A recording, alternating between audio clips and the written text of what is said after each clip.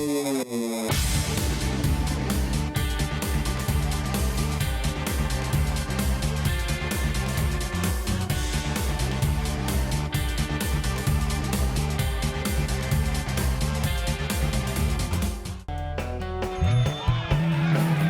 they're live from the Loft 100 studios in sunny San Diego, California. Big Biz Show's on the air. Great to have you along today. Sully here, Costa there. And there's the Day Trader Quattro. For the claw. Boom.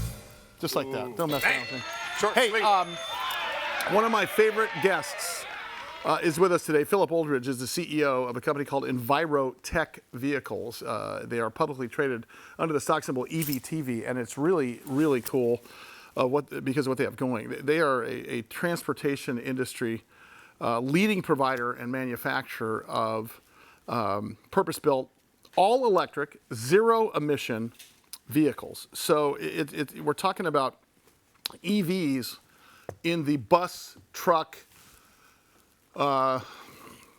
business category, commercial category. Any sort of delivery. Last mile fleets. Yes. Schools, public and private transportation. I don't know if they have dump trucks, but it'd be cool if they did. Wouldn't be shocked. It's electric Tonka, right? Now that would be awesome. EV. Oh, please. Tonka V. Yes. So the T stands for Tonka truck. He is the CEO of the company. Of course, stock symbol is EVTV. I give you the world traveler, Philip Oldridge. Phil, how are you, sir? Good to talk to you, man. Good to see you. Are you in the States now? Are you in Canada? Are you in Singapore? Are you in the Philippines? Where are you? Because you're everywhere at every single day. Yeah, so I just got back from Singapore, and currently I'm in Vancouver, Canada, in British Columbia. So talk about what's going on, because every time I look up at your website or your press releases, I see something new, and you're executing faster than almost any company I've ever seen. Talk about what's been going on. Yeah, well, and thanks for that. We've been very, very busy. So I just got back from Singapore. We got invited. It started out a few months ago. I got invited to speak on a stage on a platform over there on clean energy. And then while I was there, through various meetings and a number of discussions, I ended up working with the Land Transportation Authority. And before you knew it, we got engaged with a couple of clients. So I got invited back, and I just returned 48 hours ago. And while I was there, we signed a rather substantive contract for EVTV. We're super excited about that. And so we have not press released it yet, but we're about to, so you'll be the first to know. So, but we just signed a contract for 500 school buses. My goodness. Boy, that's a big number. Wait a second. How long does it take for you to manufacture 500 school buses? Well, I mean, if literally you could do that in a matter of 5 or 6 months if you wanted to. Wow. So, but the order itself will be over approximately 30 months. It will be the period of time, and so the first 50 of those 500 go into production in the next, I'd say within the next 30 days. We're just finalizing the details on how to structure it all and how it's going to go. But yeah, so within the next 30 days we start.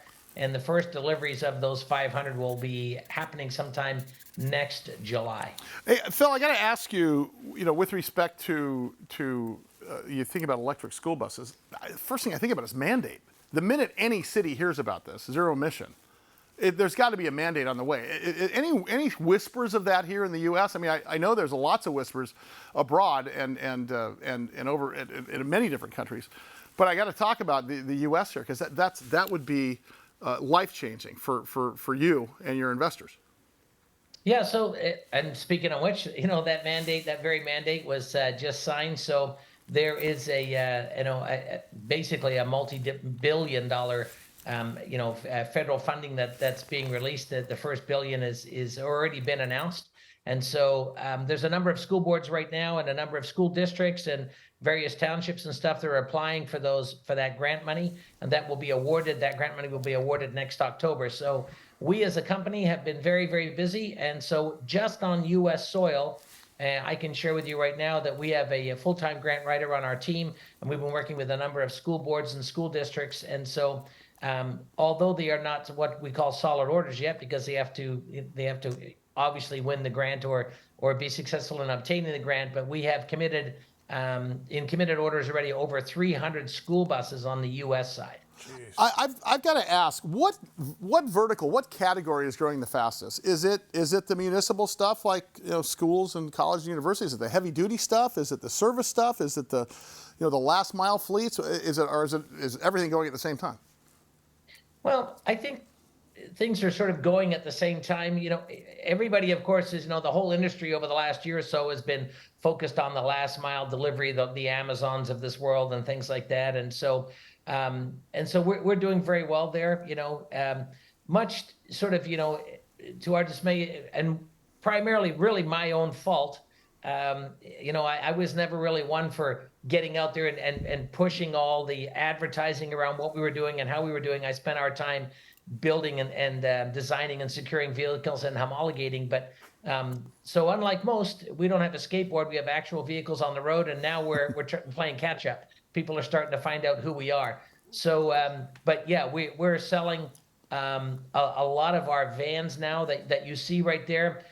Most recently, today, I just released, or we're about to release, send out a couple we've just built and shipped and sold. They're already sold. They never even got off the floor yet, but our first aviation fuel trucks.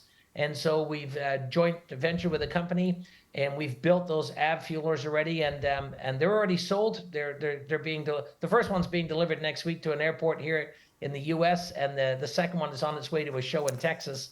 And right after the show is over, it'll be delivered. So we're seeing a lot of that. We're seeing a lot of delivery trucks, our larger trucks that are coming. So yeah, I think that it's all starting to go at once. So we're getting very excited, Phil, I got to ask you, if you think in terms of everything going on, with what you're doing, any idea of whether you guys would move over into the regular automobile industry? So Johnny Lunchbucket and Cindy CEO could buy a car. Is there any sort of designs on that in the future, or you want to stay in your lane here, no pun intended, in the commercial space? Well, I think that at the end of the day, it would be foolish to turn down business. But if I was to to be honest and stuff like that, I think it's, I've got a real responsibility to our company and our shareholders to stay focused, to stay in the lane that we're in, and keep heading down that path. So the last mile delivery vehicles, the commercial side of it, commercial school buses, that's really where we want to be. And so in the future, could we want to branch out? Sure. But I think we really need to focus on where we're at right now. We're a small company, as you know, and we have a tremendous amount of our money and our resources into those areas. Yeah. And it's taken us a while to develop it, and we're there now, and we're making those deliveries. So I think we're going to just stay focused on sales and deliveries and just stay in that lane for a while. Hey, Phil, by the way, Phil Oldridge is our guest, CEO of a company called Envirotech Vehicles. They are publicly traded under the stock symbol EVTV. There's their website, evtusa.com for our radio audience internationally. We'll put their website up on our website so you can catch it along with this interview. Phil, last question for you. What's the range?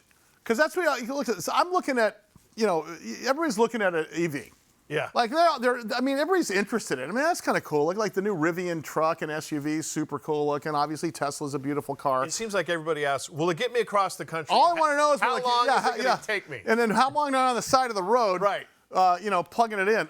My daughter McKenna has I forget the name of it, but she's got one that runs on gas and/or hybrid. And it's kind of cool. It just plugs into the wall because they got some sort of a transformer thing that goes into what looks like her gas tank. And she's had the car for a year or 2 years, had one tank of gas so far. Oh. She's happy as heck. She couldn't be happier. What's the range on these things? And in the future, that's probably not even going to be a question, I'm assuming, because it comes down to battery health. But talk about that just for a second. Sure. Well, that's a great question. It's sort of like asking, how hungry are you? Right?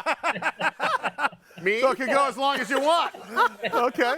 Exactly right. So specifically in our area of expertise and in our field, like in last mile delivery, school buses and things like that, I guess the real question is what's the requirement? And most of our routing requirements are right at 100 miles a day or less. In other words, a school bus goes out in the morning, like kids aren't on school buses for hours and hours and hours. So they go out, they come back. And last mile delivery is, your guy that runs around dropping off parcels all day. So he's kind of stop and go, stop and go, stop and go. So they're out for long hours, but not lots of miles. Right. So the average range for us is right at 170 miles or 300 kilometers. Yeah. And which is absolutely perfect, And so, but can we extend it more? Can we build a vehicle that can go 300 miles? Sure. Can we build it? Yeah, absolutely. But do you need it? There's no sense in paying for all that battery and carrying around all that weight when you don't need it. So right now, we always ask everybody, what are your needs? And